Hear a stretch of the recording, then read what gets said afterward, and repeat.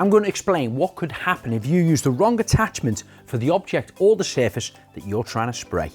The wall spray and the wooden metal attachment are designed for different types of materials. The wall spray attachment is designed for your emulsion paint, for spraying your walls and ceilings. It could be a silk or a matte water-based emulsion. And the wooden metal attachment is for anything wooden metal. So you can use primers, undercoats, gloss, satin, wood preservatives, lacquers, varnishes, stains, oil or water-based materials can be used with your wooden metal attachment. As you can see on the wall spray, it has a lot larger needle size and the wooden metal attachment has a lot smaller needle.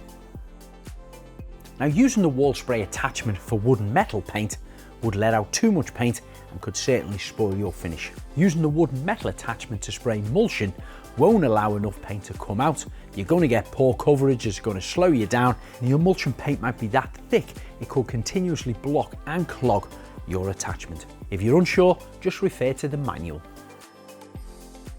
If you're still having any issues, you may need to contact Wagner.